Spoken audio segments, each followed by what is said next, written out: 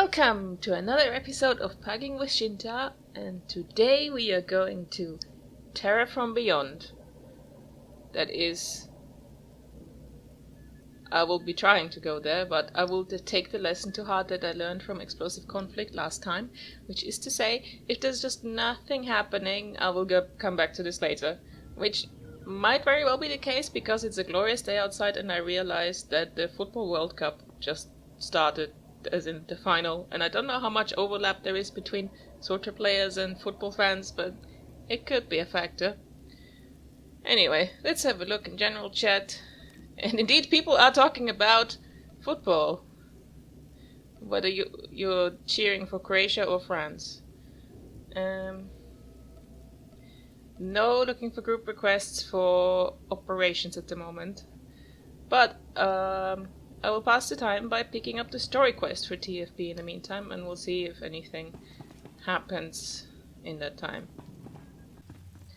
One interesting thing to note is that with this quest, BioWare finally realized that it was not very handy to have a story quest inside an operation, as in having to be in an ops group to do the intro mission and outro.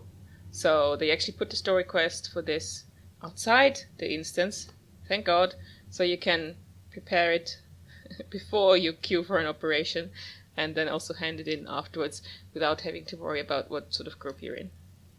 Gatemaster, that creature's wiped out 6 squads already. Give me something I can use. It's worth noting that this was the very first time we saw Gree in the game when this came out. Before that, there you are. The Supreme Chancellor we didn't have a clue what they actually looked like. Do you know what any of this crazy math means? I have yet to hear anyone campaign for being able to play as a Gree. These guys are probably the most alien-looking thing you'll find inside SWTOR. Yeah, okay, it's been 15 minutes and there's nothing happening whatsoever, so I won't be hanging around for the time being, and we'll be back in the evening. This is also an important lesson for pugging. You've got to go with the flow, jump in when stuff is there, but don't waste your time trying for hours and hours to get one specific thing going at a specific time, because it will just be frustrating. So, see you later. Okay, I am back. France won football, and I just killed TFB Nim for the first time. Well, not for the first time ever, but for the first time when it was the same level as me. The fleet still doesn't look terribly active, but I guess we'll just try building a group ourselves again.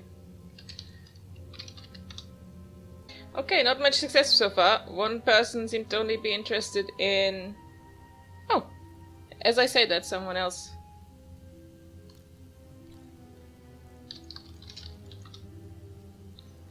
Someone else builds a group, also fine by me. I was going to say, as I was building the group, 2 people whispered me, but one just wanted to do the last boss, didn't want the full run, and the other one joined, but then I couldn't convert to an ops group because they were in a phase, and when I asked them to leave the phase, they left the group, so it was a bit... Anyway.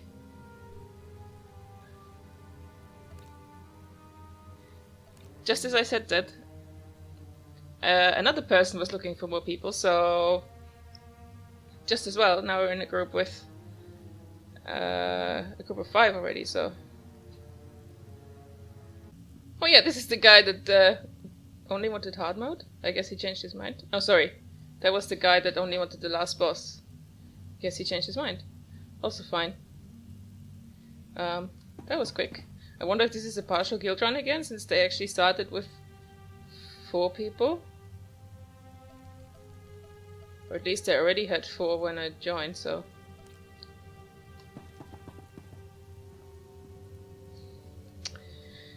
Well, beggars can't be choosers, and it's really rather slim pickings on the fleet tonight, so I'll be happy with anything. Oh ho! We can't queue because someone has a leavers penalty. Wonder who that is. Does it say? Oh yeah, this Guardian. Wonder if they're gonna wait it out or remove him from the group. Oh, he actually left himself. They were just asking how long his lockout was. Okay, here we go!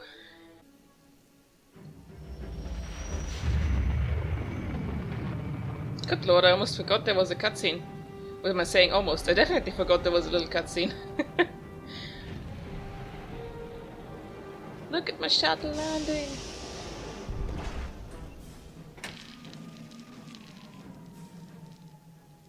Anyway, I'm actually quite excited to be doing this, even though it's late on a Sunday and I'm a bit tired.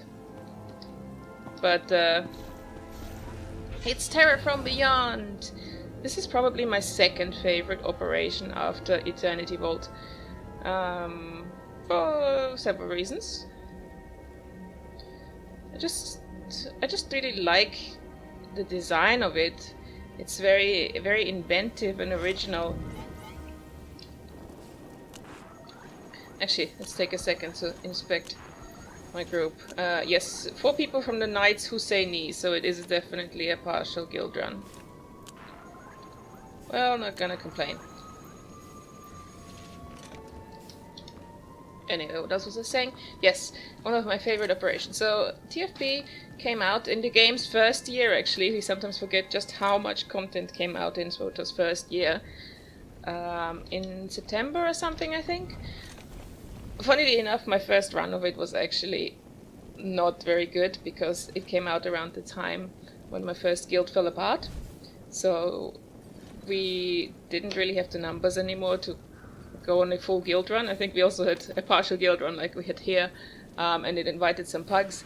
But unlike today, where a lot of people know this operation inside out, back then it was brand new and we had no clue what we were doing. I think one of the pugs knew what he was doing, but he was honestly struggling to explain things to us. So we did a bunch of wiping on the first boss, got it down, did some wiping on the second boss, got it down, did some wiping on the third boss, and then gave up. That was my first impression of Terror from Beyond.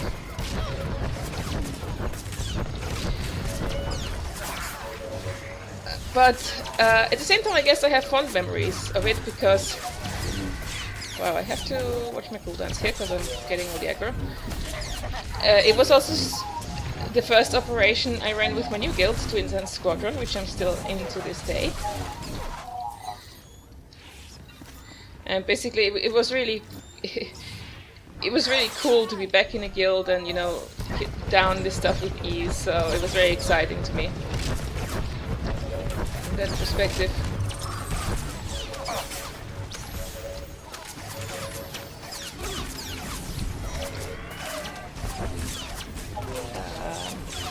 Command rank up. This reminds me that I haven't used my boost. Let's use it now. So I have very fond memories of coming here with my new guild, doing 16-man, being super excited to see the Terror from Beyond for the first time, though I think I actually didn't get it down that first time either. That took another visit to actually kill it.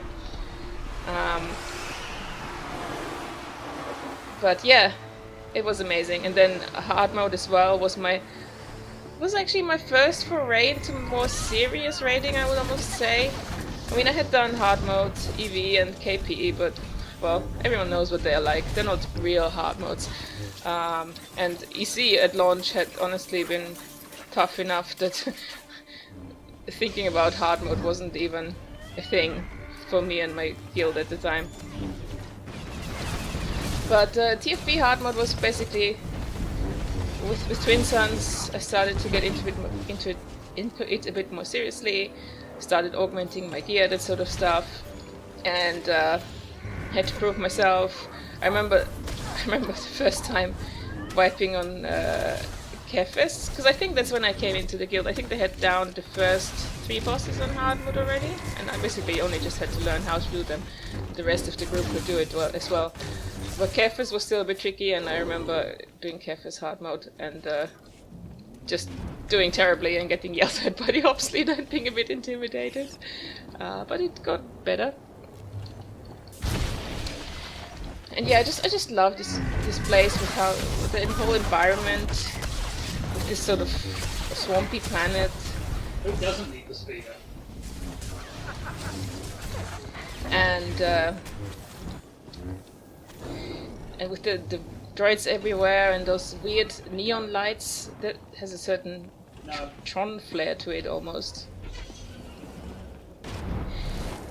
I could see someone arguing that maybe it doesn't feel that Star Wars, but I think it's fine. It's just a bit different. It's one thing that's not just trying to copy what's in existing Star Wars lore, but dares to be a bit different.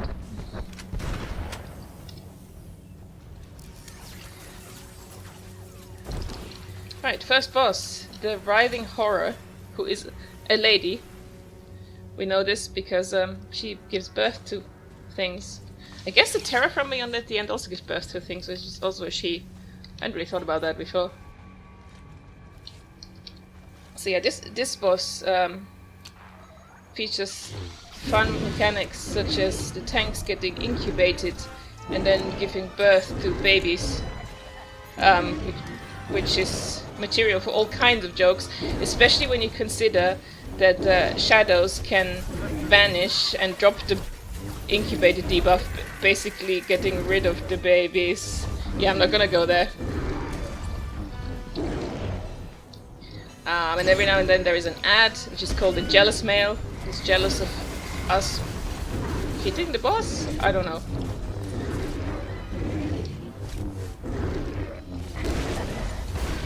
Honestly, after just doing this operation on Master Mode this week, the story mode feels so easy. Because half the mechanics are there and the other half is so toned down that it barely does anything.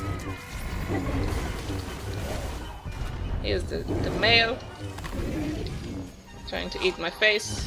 I'll run him over. Usually you would expect the second tank to pick him up, but I guess we officially don't have two tanks, we only have one tank and the DPS with taunts.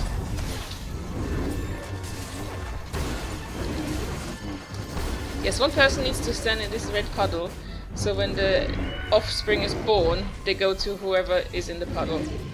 That's the only way to control them. And again, in story mode this is easy because one person can do it every time. On hard mode you need to rotate because you can't stand in the puddle twice.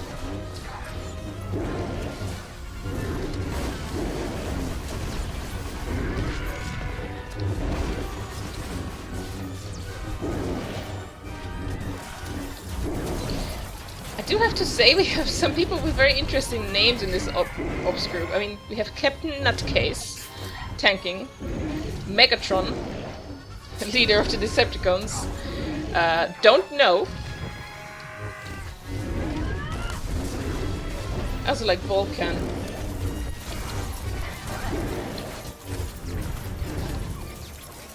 Okay, that's the first boss down.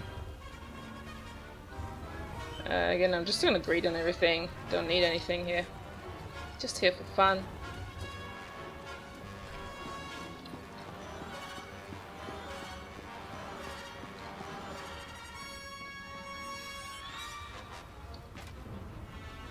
Now, the trash here is also interesting. On this stretch in particular. Actually, in this later stretches as well. You have these things spawning that AoE everyone, and you have to kill them quickly before they do too much AoE damage to the group.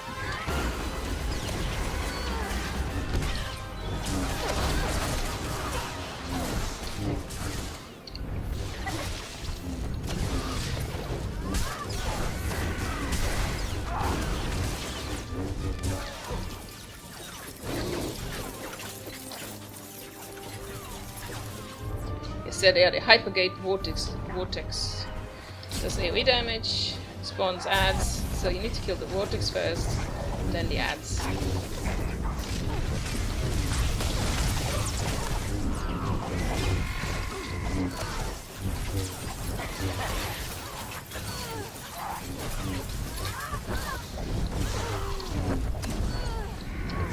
We are also all massively overgeared for this. Is anyone not in 2 for 8? This guy is only 239. Everyone else is above 240.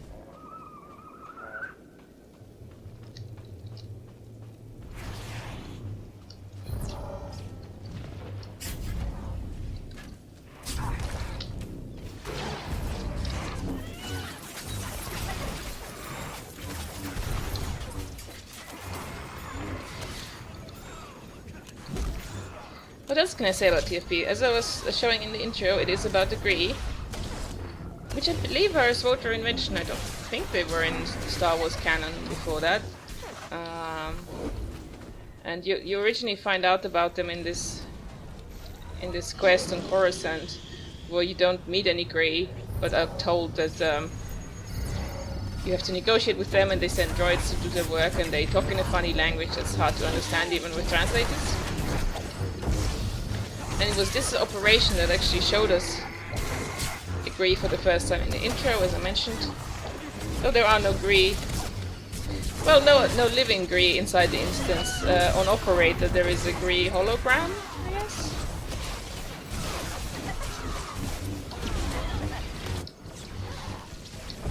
So yeah, I just love the aesthetics of this operation, and that it's another outdoor one. I guess it's a bit biased, but I love everything that's sort of green and lush. I'm not a fan of many of SWTOR's environments that are basically just the insides of space stations 100 times over. I mean, it makes sense lore-wise that we spend a lot of time there, but it's boring. Also, this is the cave of Lobels. Are we stopping ever? Yes, there are all these Lobels that people tend to run in and then AoE them all on the spot. Lobels are really funny creatures. I always think they should make like stuffed versions of them and sell them as merchandise. I would buy a stuffed Lobel. They also make the funniest noises.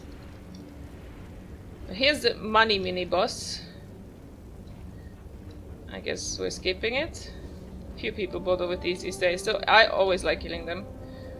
They drop about 30k credits per person. Though unfortunately nowadays with the good gear, even one wipe tends to cost you more than that, so it's not really very worthwhile. But yes, basically you might remember that in the Explosive Conflict episode I mentioned these treasure chests that nobody bothers with anymore. From TFB onwards they decided instead of putting treasure chests, they were gonna make living bosses that you kill, and then when you kill them they drop some loot. And there are 3 of these in here, I think, yeah. So the Lobel here, the gargantuan Lobel here, then a droid between the second and the third boss, and another random invader guy between third and fourth boss.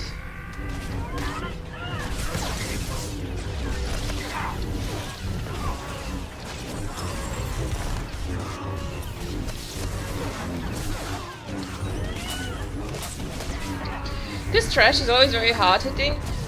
It does an AoE dot, which does quite a bit of damage, as well as general AoE. People these days always pull it so quickly that I barely have time to get my ammo back, or... yeah, that can sometimes be a bit stressful. Even in story mode, to be honest. Okay. They're trying to pull them back here, I guess. Every group has their own tactics here. In my guild we tend to not pull them back here, but instead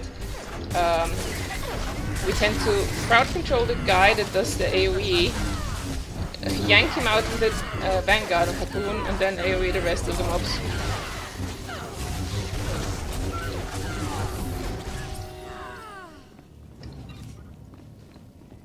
The Dread God Annihilator, the one that Cathana here decided to try and solo, I guess. In a guild called Camp Me I'm Famous. I wonder if they're really famous? Or is that just a guild name? Anyway, here's a lore object that I can click on, unlike the one in EC.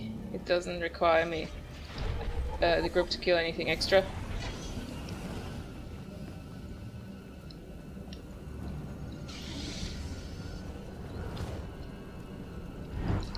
Now the second boss, the Dread Guard, I remember initially being super confused by the distinction between Dread Guard and Dread Masters. I thought they were the same, but no.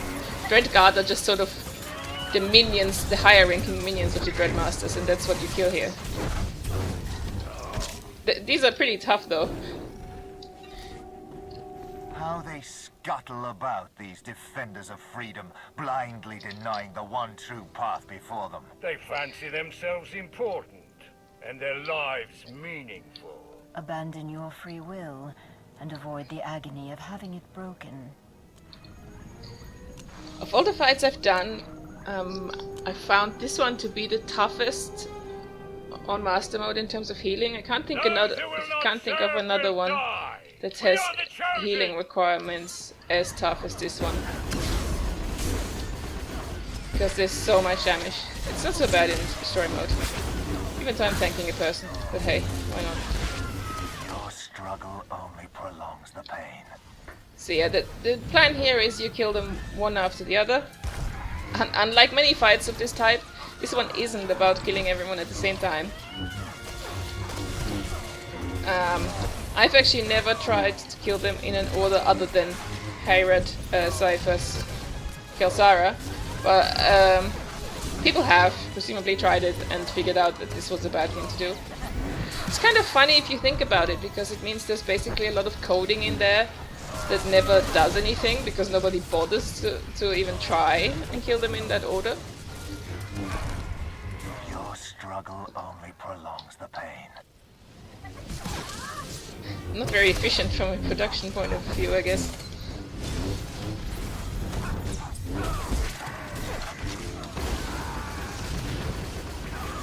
So yeah, again, in hard and even... No, in Master Mode and even in hard mode, you have lots going on here with AoE damage and so on. But here, first phase is basically a complete tank and spank. Now, second phase, you start dropping these green circles. Again, on Master Mode, this is super important to place them in the correct place, but here is just whatever.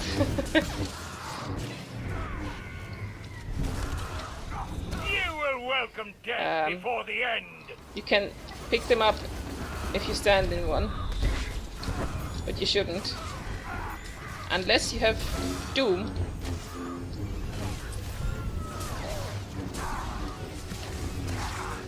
Which is an ability that one-shots you. If you don't soak up circles. Oh yeah. Like, don't know here had Doom. And not pick up any circles. Welcome death before the end. Not sure if we should bother with the res. Let's keep going for now. Wow, we have these circles all over the place. This would be so terrible if this was a harder difficulty. We may fall, but fear remains eternal.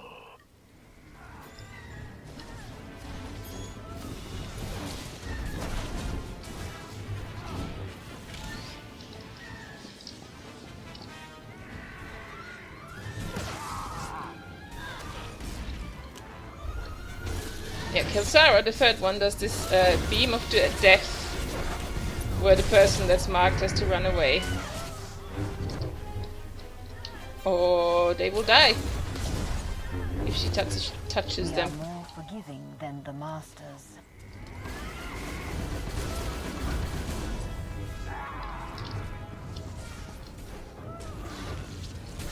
Oh yeah, I need to heal our tank a bit more because he has 29 stacks of this debuff due to the tank swaps. You don't need to tank swap on story mode, but it increases the damage taken.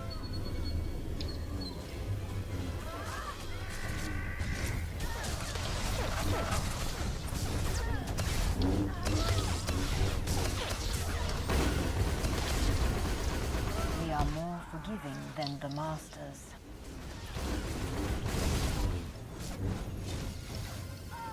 On hard mode, you also have this great mechanic on this fight, where after she says we are more forgiving than the masters, she casts an ability called Force Leech, and that has the great effect of turning any healing you do on that person into damage. So if you heal the tank at that time, they die. My purpose has Which is very annoying for tanks, because healers are cruel sometimes, and will sometimes even do it intentionally. Not me, of course. Never.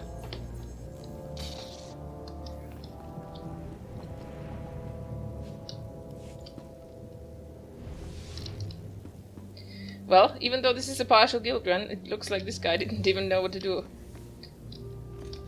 Because he said that he died because his cleanse was on cooldown, but cleansing has nothing to do with this. He, as one of his guildies explained, he had to run through the circles to cleanse Doom.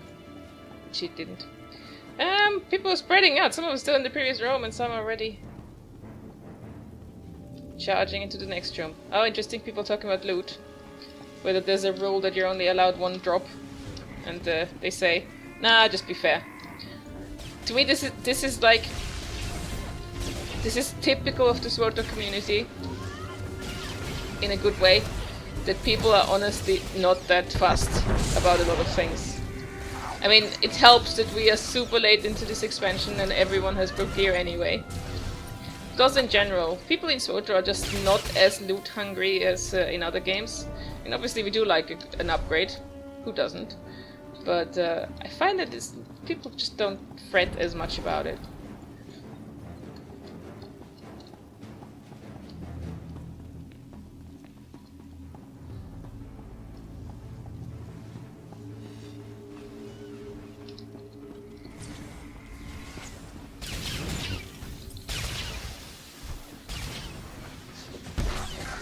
These data cores are also interesting. Again, you have to kill them first before you kill everything else. But there's these panels called Data Core Override, which are basically the source of all kinds of conspiracy theories, because they look clickable. See, you get a little icon to click on them. And you can go and click, but it doesn't do anything, and it makes you wonder what the purpose was, or whether there was a purpose, like they had planned that you could go in and click this and then the data core would just shut off and not spew lightning. But if they ever planned that, they didn't implement it, so we can only speculate. I forget that on this character I'm a scavenger, so I can pick up these droid parts instead of bioanalysis stuff. So around this corner we have the second money boss, the droid. Then here we have the Room of Doom. Oh, everyone charged in. Here again, my guild is used to pulling the ads out. Well, the DPS kills the cores, but I guess here we're all just all charging in. Makes it a bit harder to control the ads.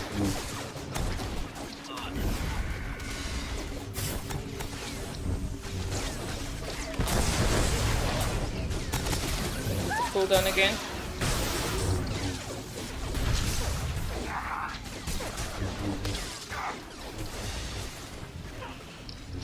In theory, it should be fine having all the ads on the tank, and the DPS should take no damage by just dodging the lightning, but good luck with that.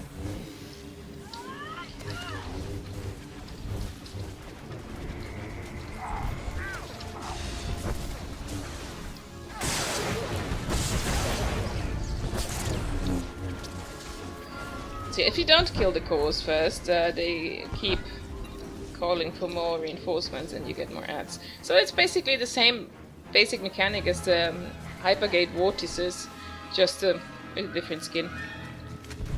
But it does make the trash more interesting than in some other operations. Now, we're at Operator. Color by rows. Okay, I'm guessing it means I am in 1, 2, 3, row 3, so I'm supposed to be 1, 2, 3, purple. This is TFP's puzzle boss. And like in Explosive Conflict, BioWare decided to move away from just having a puzzle that two people do while everyone else does a tank and spank fight, like it was in Eternity Vault and KP. But here, it's an actual proper boss fight. It just has a small puzzle component like the minefield in AC.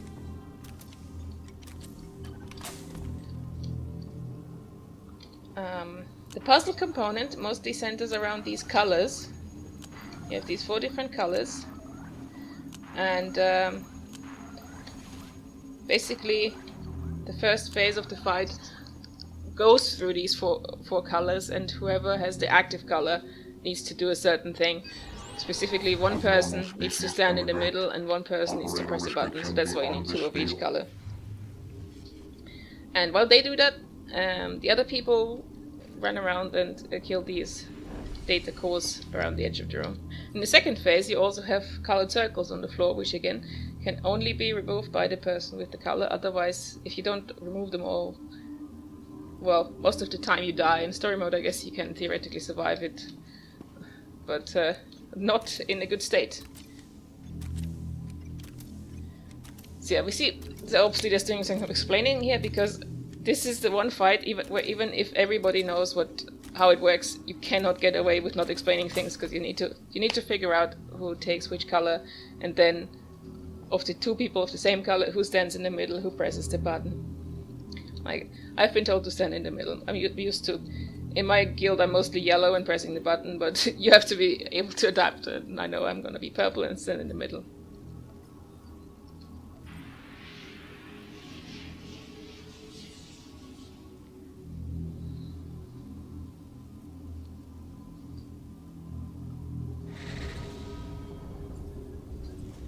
This boss is where I'm actually glad that this is the partial guild run, because I think this is quite a nightmare with a group who genuinely doesn't know what to do.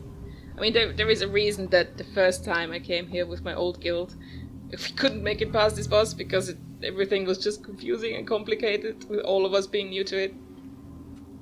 It's not so bad once you know what you're doing, but the fact that you need all this explanation basically reflects that it is somewhat complicated even on story mode, even if it's not tough exactly, but it is a bit of an intricate dance. Second please, door. Oh, just as we were all ready. Oh well, he's the tank, we've got to wait.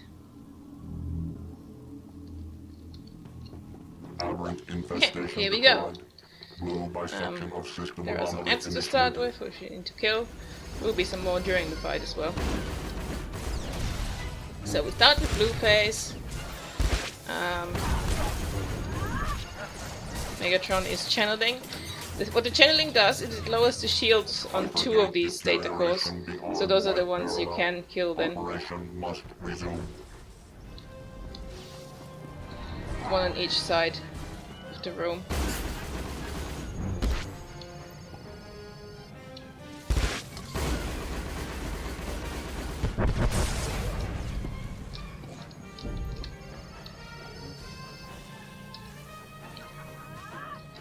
Orange, but no, orange is standing in the middle, so there's no button.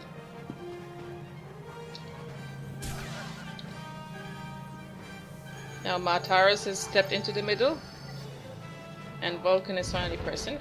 I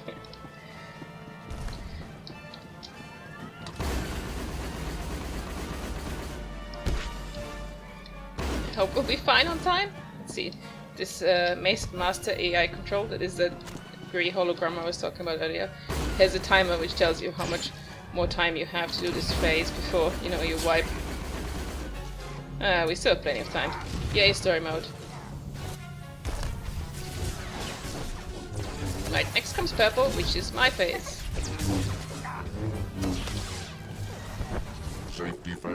So I stand in this circle, so Canthan can press the button.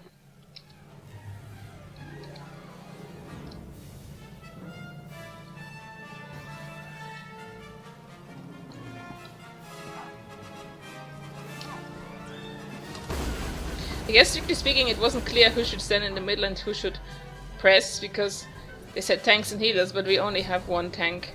And Canthana, sorry, is one of the DPS with taunt, so could have counted as a tank, or could have counted as a DPS. Anyway, the face over. Now we're on yellow.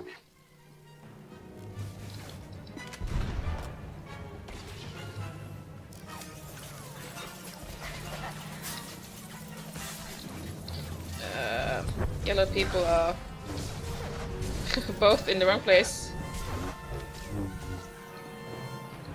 Okay, he's standing at the button.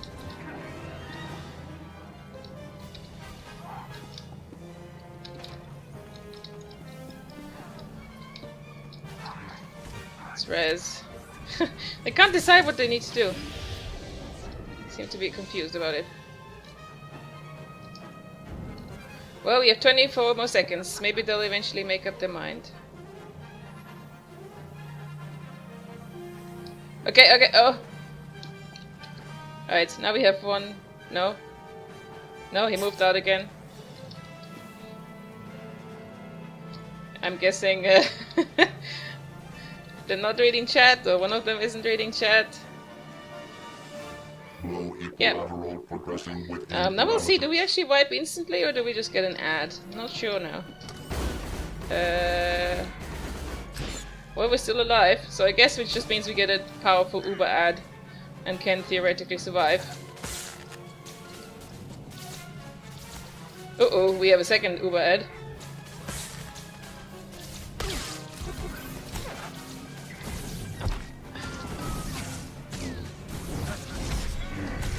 Ah, it keeps stunning me. I won't survive this for long.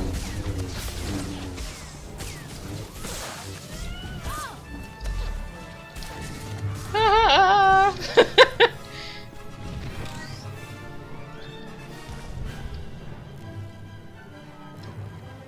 No, don't stack it, we're all alive.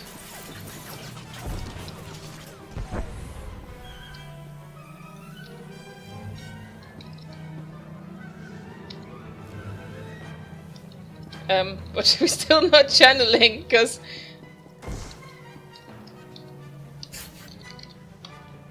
Purgation cycle complete. Reiterate. Oh dear. Wow! Did we fail the second round? Yes! More Uber ads. Okay, this is probably gonna be a wipe. I mean, it's impressive that we survived as long as we did. Oh.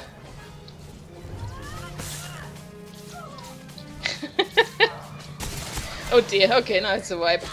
Both of the regulator and rectifier on me. But that was pretty impressive, like, that we managed to survive the whole phase.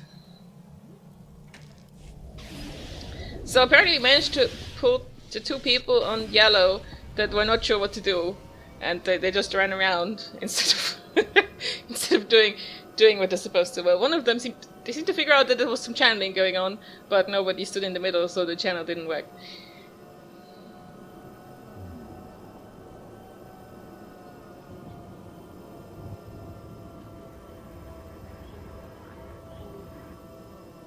There's some name calling going on now, which I don't approve of, because, well, what good does it do?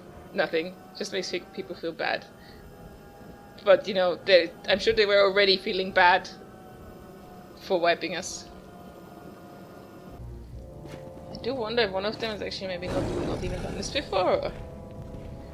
Because that was an impressively long time with them not catching on what was going on.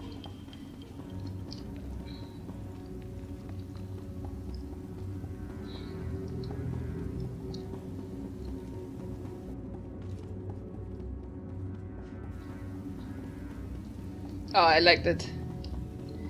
Our ops leader is even saying, take it easy, no need to be abusive. I do find it ironic that our ops leader is called Megatron and is super nice. Oh no, goodness, apparently he's done it on 16-man. But never even done it on 8-man. So... infestation decline. Why did we pull? One person isn't even back in here?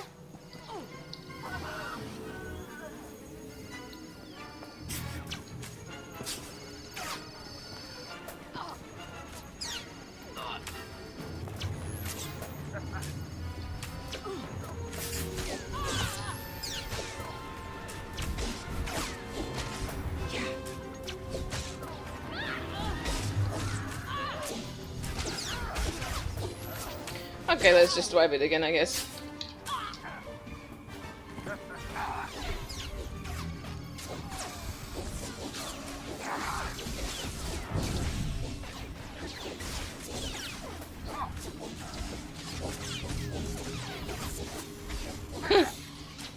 Is that the guy that actually pulled, or why did he leave? It's the guy that was yelling, for sure.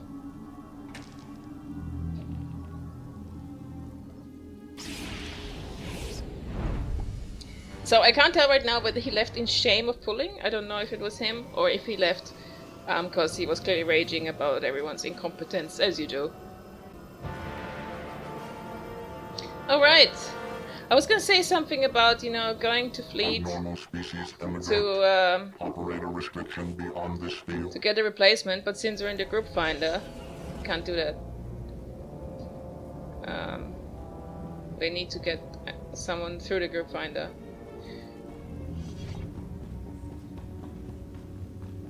This is still a bit of an annoying place though to have this happen, because we literally can't continue without an 8th, because you do need 2 for each color to be able to go through those phases.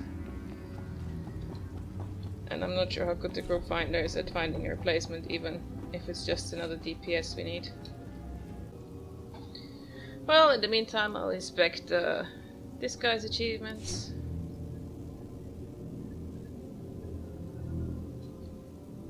He has done. Wow. Okay, he has done 8-man story mode before, but literally like a month ago. So, and he did the first boss on a different day than the other. So probably not that experienced with it either.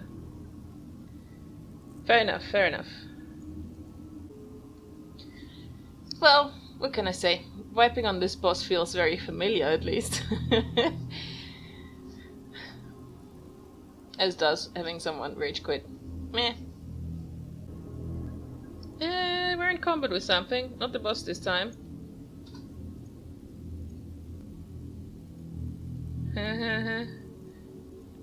Okay, maybe it was just a single mob since he died.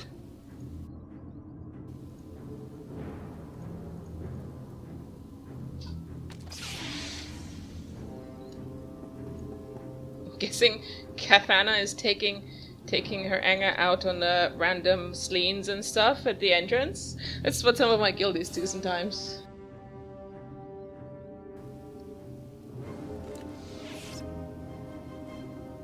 Well, I guess I'll take that opportunity for a quick bio break myself. Oh, we got someone. Who is this? Twerp. Sage. Okay. Unfortunate name, the way I pronounce it, but maybe it's instead meant to be TV IRP? I have no idea.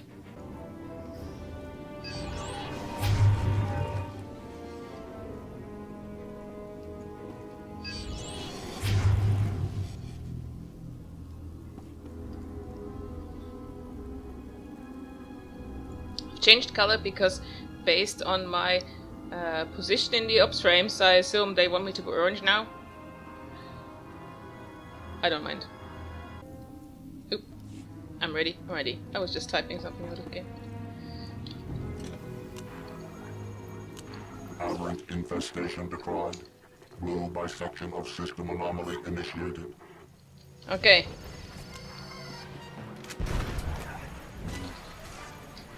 Let's see if we can do that this time. There is blueness. Shields are down.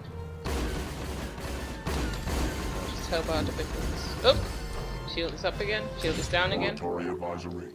Administrator concurrence required. Administrator And concurrence I am now required. also on the left, so I think I'm supposed to... No, wasn't I on the left before?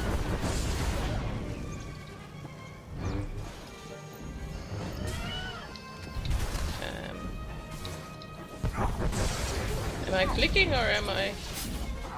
I don't care. I'll click.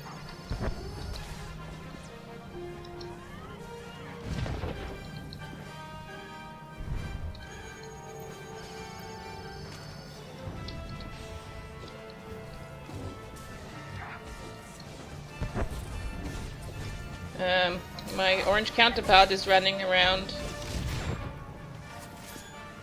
Needs to go into the circle or come to the thing. Fine, if he wants to click the thing, I don't care. I'll stand in the circle. I just need him to be aware that orange stuff is happening. Are we on time? Blech, how are we for time? 30 seconds to go. Well, that should be fine. There's so much time on story mode, fortunately.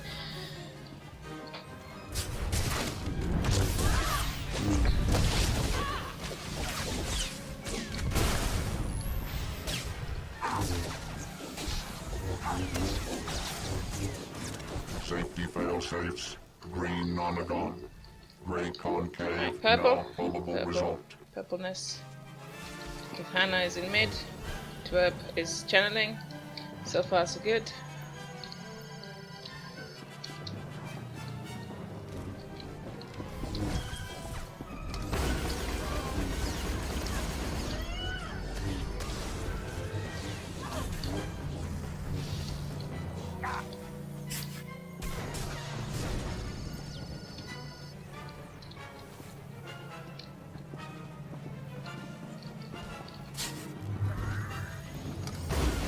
System purge. Okay, yellow, System yellow. purge. System purge.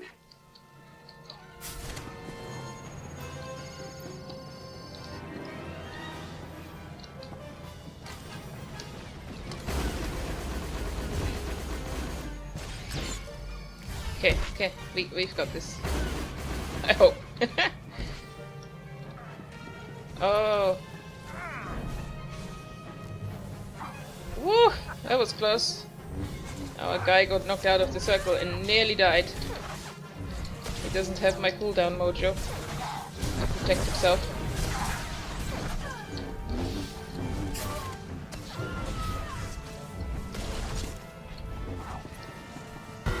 Yes! Way! Now, phase 2, where this hologram turns into a proper operator droid. Shutdown requires administrator authority. Now, here we have the circles. What am I? I'm orange. Orange. Please repeat. For a moment I was like, which one? So again, fortunately, story mode it isn't so bad. In master mode, you actually die if you step into a circle of the wrong color, which is pretty harsh, especially if you're used to being a different color. But on story mode, it's all good.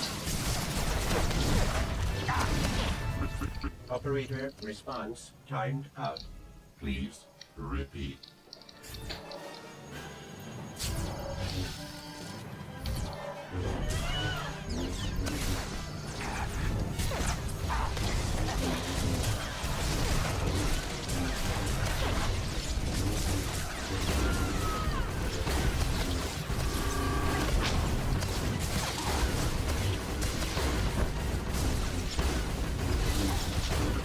Operator response timed out.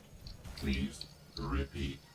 This feels almost boring, because again, there's a lot more going on hard mode. You also have these mechanical deletion protocol, where basically one person gets picked and needs to be touched by another person of a different color to not die.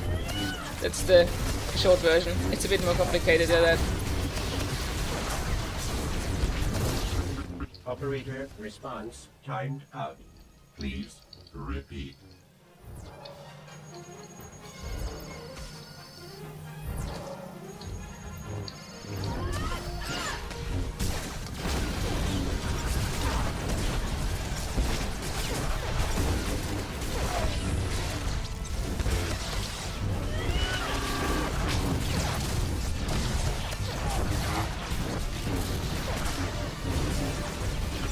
Operator response timed out.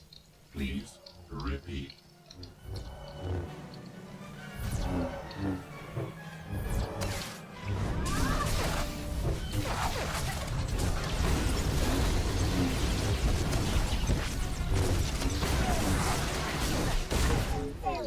But hey! Process aborted. System failure. Adapting. Process aborted. Now, part of me is like, oh god, I've been in here for over an hour and I've only just killed the third boss.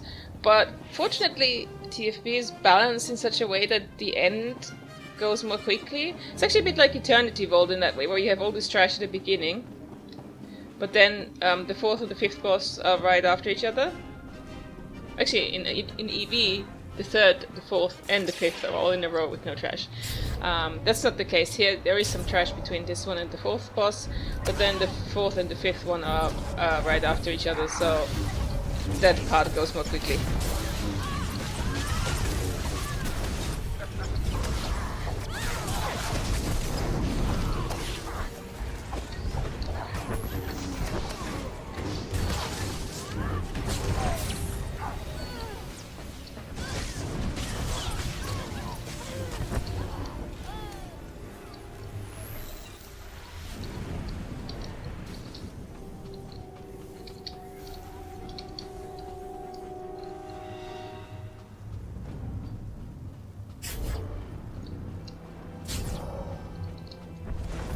Gosh, Megatron is such a cheerleader. I still can't get over that. That's so funny to me.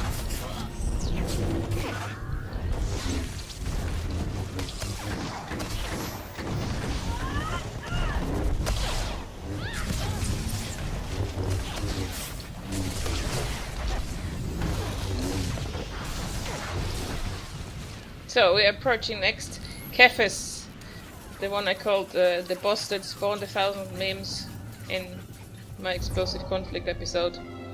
As I mentioned there, he dies, sort of, but then he isn't dead after all, as the Dreadmasters resurrect him. And you get the sort of abominable Cephas, who is the next boss.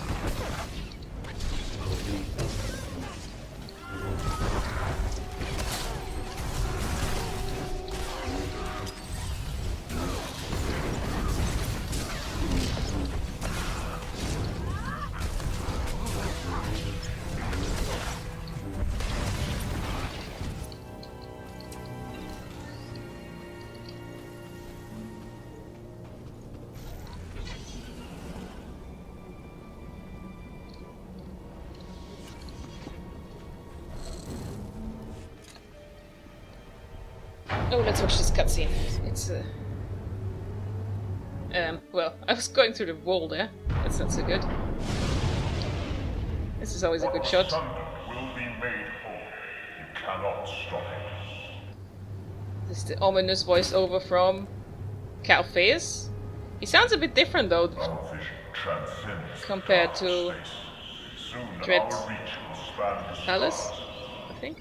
Vessel, open the way. Anyway, yes, this is mutated Cephas. Darth, good boss for Lankas. Good boss. Losama, Dona Gunska.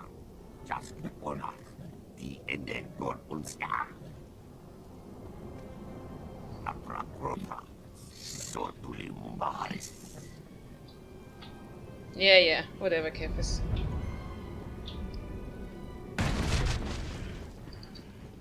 Anyway, there's also a sneaky lore entry here somewhere, which you only get if you run to the wall. It's very sneaky indeed. Don't know why they made it that way.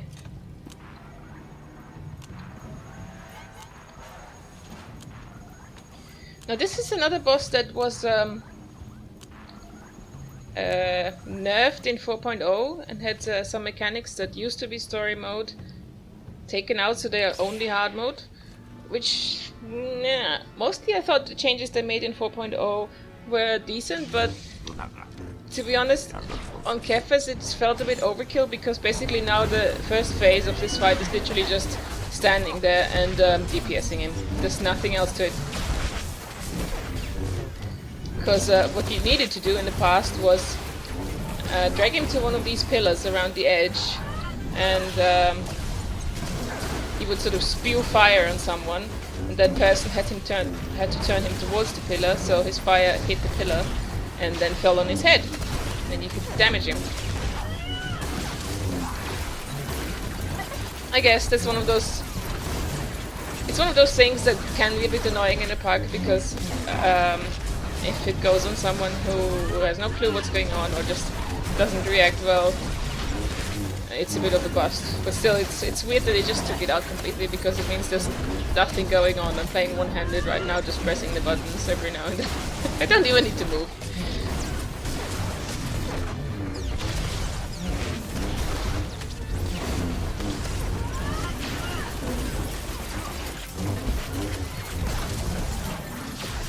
I like how even his title is Horn of the Dreadmasters.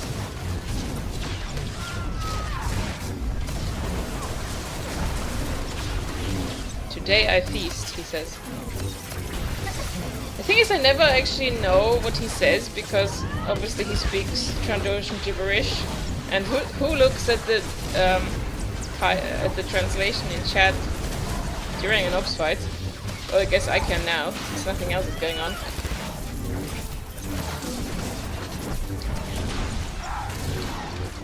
%, will jump up, there we go.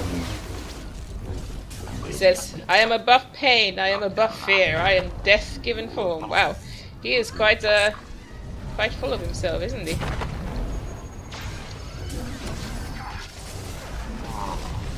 Rawr! Die, die, die, die. I'm glad he said all of this in this one growl. Interesting to know.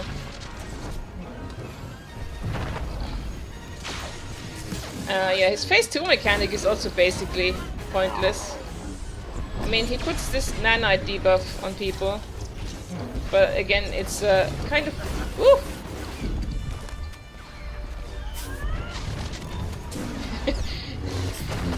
In hard mode, you need to click on the pillar to get rid of it, and this is important because it keeps stacking and does more and more damage, and if you don't get rid of it, you die. But in story mode, it just ticks for a few seconds and then goes away, so you can click on the pillar or not, it doesn't matter. The only reason to click it is so you can drop it on his head and get a bit of a damage buff for a little while, which I guess is still worthwhile, but it makes the whole fight feel a bit like nothing is going on, which is weird.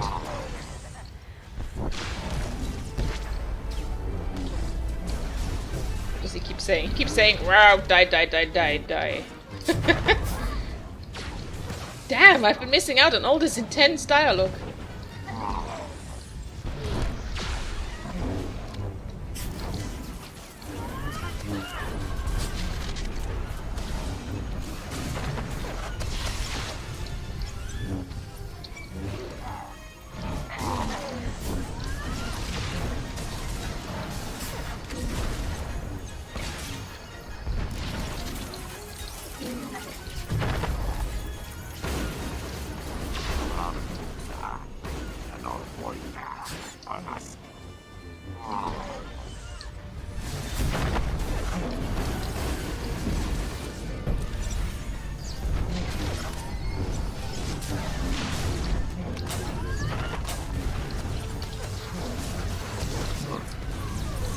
That last phase. I've never even seen anyone try to drop a tower on his head in the last phase, but by then he's immune. You can also reflect this crap, which I only learned recently. Aha, I reflect on you, Kefis.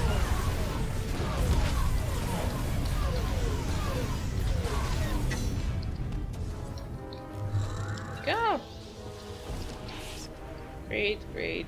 Pass. Pass, I guess. I shouldn't even grade on this stuff, because I won't really know what to do with it. I just want my CXP packs.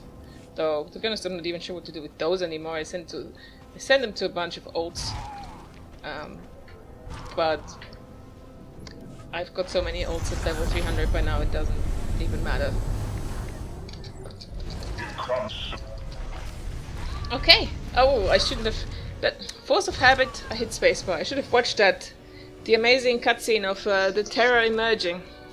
Silly me for not watching. I would have wanted to show you that. Oh well. You can always look it up on the internet if you really want to. The Terror is quite freaky the first time you see it.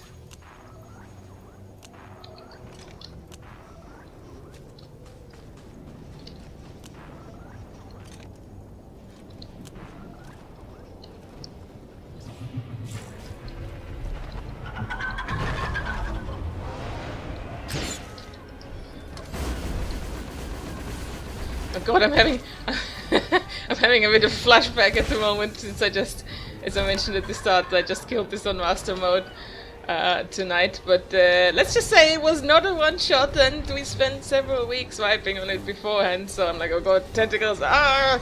But of course, it's not so bad on story mode.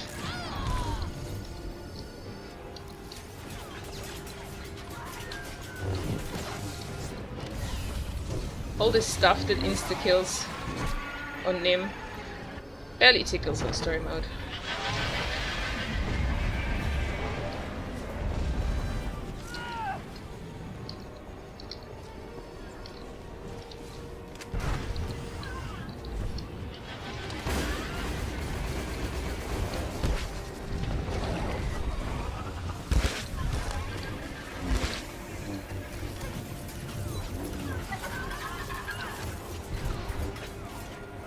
Terra is quite a freaky boss.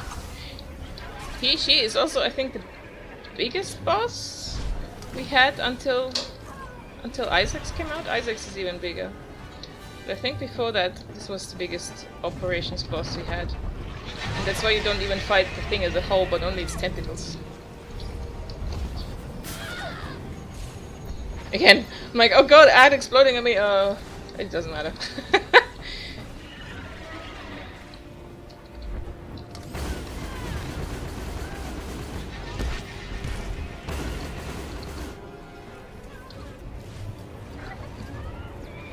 Right, after this tentacle phase...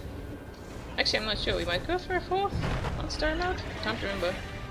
You can only do 3 on the higher difficulty. Oh no, it's also after 3.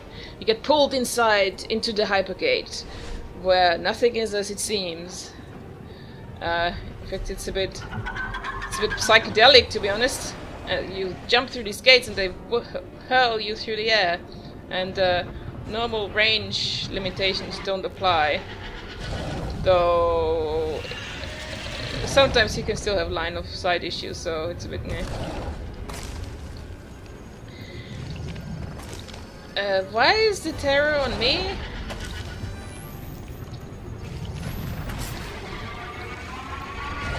Okay, the tank has taken him now. I was gonna say, that shouldn't happen. Anyway, so what happens here is the DPS jump to these tentacles and damage them, because even though normal range limitations don't apply, to kill the tentacles you need to be on the same platform as them. As a healer, you can, on story mode, enjoy the privilege of just standing around and healing from wherever. Or tanking the terror from wherever, as I'm doing at the moment.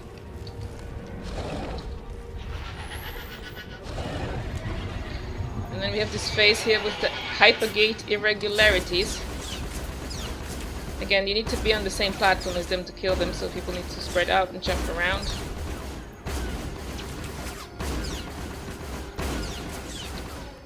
And if they don't die in time, then they start AoEing everyone in the group, which is a pain.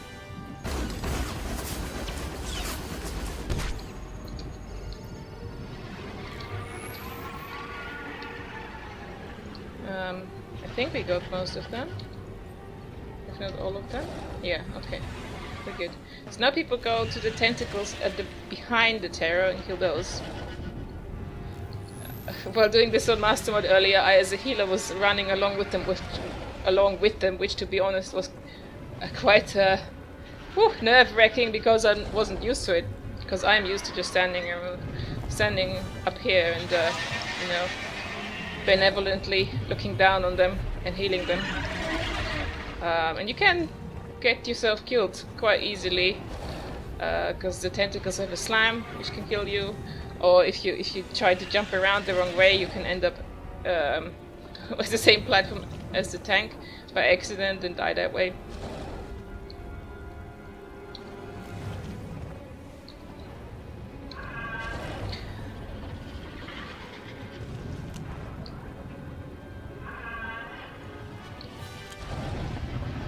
And here's another irregularity phase. Then we have one more set of tentacles, and then it's boss end time.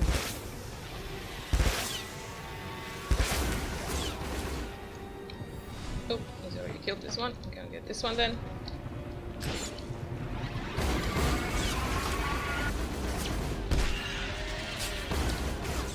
And back up where I can see.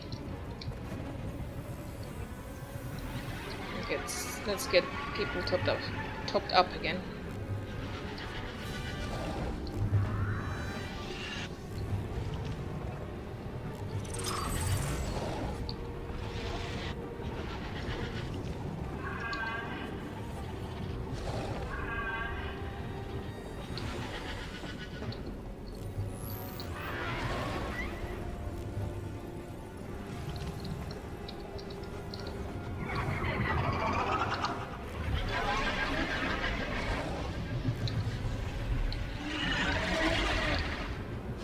So once the last set of tentacles dies, the boss goes into what's called a furious tantrum.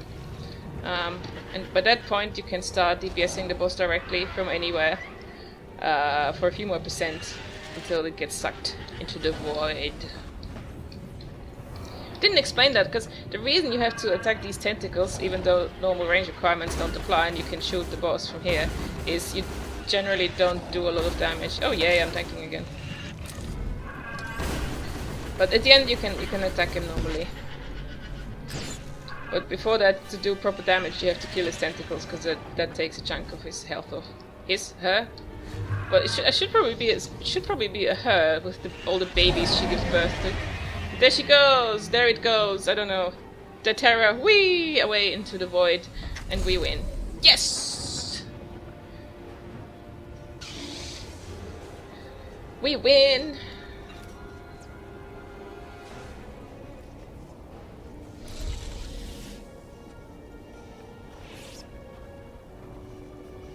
Versatile arm ring. Is that something I need?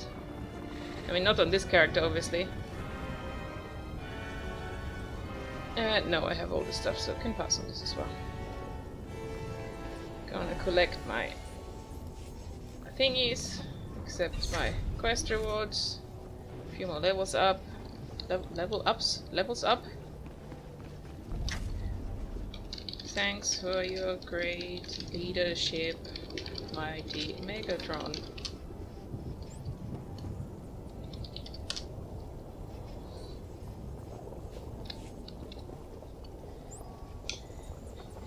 Okay, well that went okay. It's 10 o'clock now. I need to go to bed soon, but that worked out alright in terms of timing.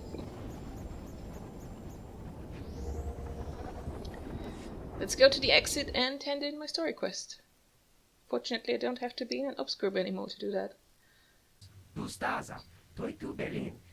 This earns you the great title Red Rhombus, which is obviously a very exciting thing to be. Obviously. Great, so that is that. I think that was a pretty fun episode. I hope you thought so too. I mean, it had all the pug things, trouble with the group, someone rage quitting, wipes, yay, or something. Anyway, have a good evening, and I will see you next time. I'm waving at Major Cobos, but really I'm waving at you.